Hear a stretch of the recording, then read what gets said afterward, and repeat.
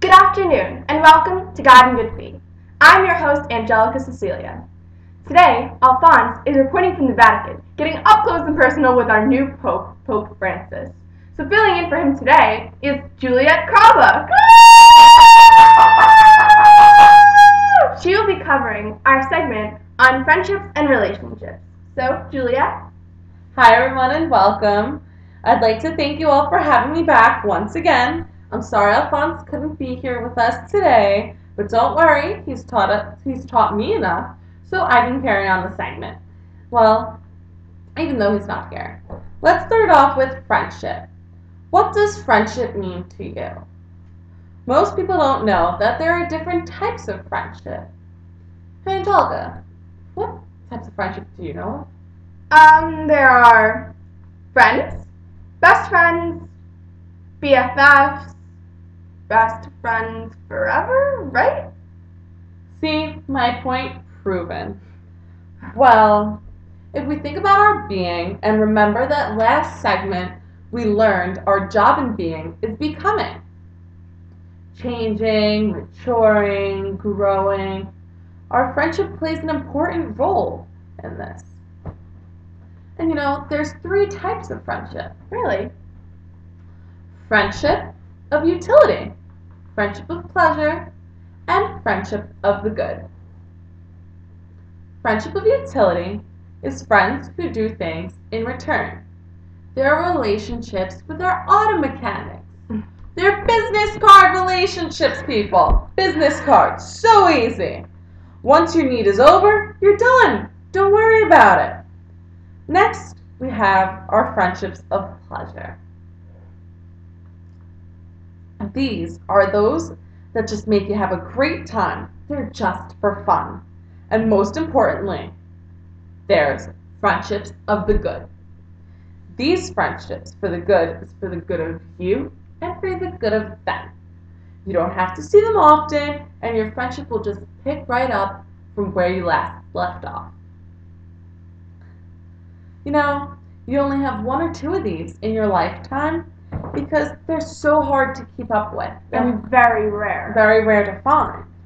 So, most importantly, there's these friendships of the good. And they're the most important type. And by having these good friends, you become friends with yourself.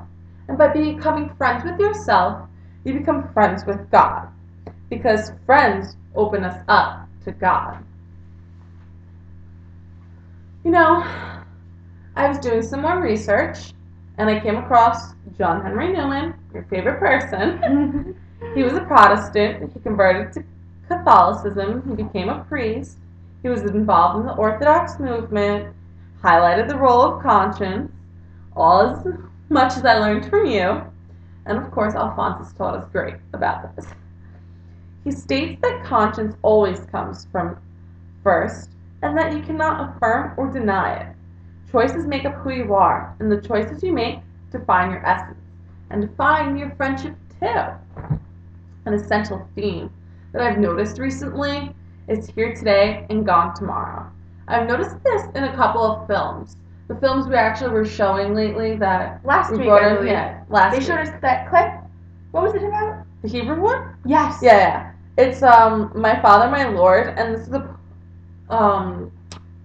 particularly, theme within the film. But I also noticed it in that French film they showed about a month or so ago, A Diary of a Country Priest, which has an even greater theme that we all should be in relationships, as they show with the priest once he dies, and his friend, how she was handling it, and he wanted her to be happy. But where I really got the theme was from the film actually, Harold and Maude. And, it made me think, and I thought it had a lot to do with this segment, and I thought it would be perfect. So the concept of friendship in Harold and Maude is based on the reactions and interactions of the characters in the film. Harold, the young man in the film, is a strange individual. His idea of friendship differs from the ideas that us people have. He's a little out there. He's into pranking and staging his death and attending funerals and burials and It's all strange and some mix-up. But he comes across a woman who's much older. He's 20 years old. 80? Yes. And they become friends, and they have a mutual bonding over this strange business. Very bizarre, if you ask me. And these depressing events bring them closer together, and it develops into a friendship, this bond they have. Most people find it strange, which clearly I do, due to their large age difference. Considering he wouldn't even talk to those women his mother tried to set him up with.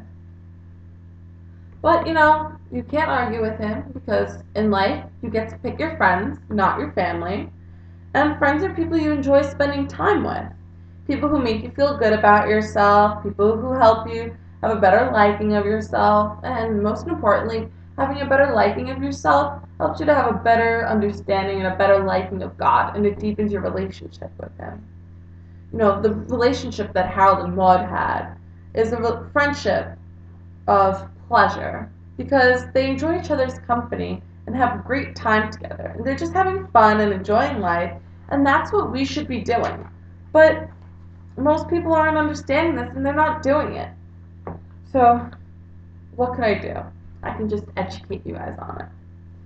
Just like I mentioned about the post-war film, all of us should be in relationships, whether it's a romantic relationship, or relationship with ourselves, or God, or relationships like friendship with each other, yes. Right.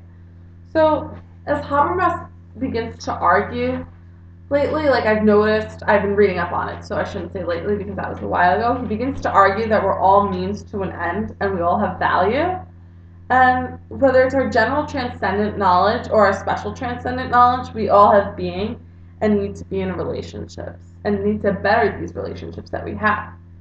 As Michael Paul Gallagher, my favorite book, as he states or quotes in The Human Poetry of Faith, with Spiritual God, you can pick up later at the show, or we're actually giving it out away to our audience.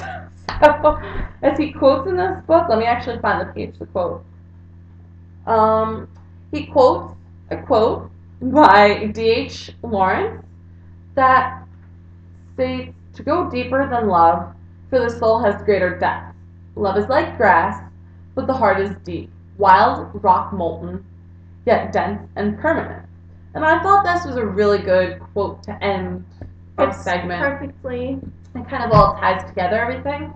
And I thought it was really great. So, thank you for tuning in to God in Good Faith. Thank you for having me. Thank you for coming. No problem, my pleasure. As usual, I love coming and doing the segment. Yes. And I got to take over today. Alphonse will be back next week. So, thank you all. Thank you all for watching.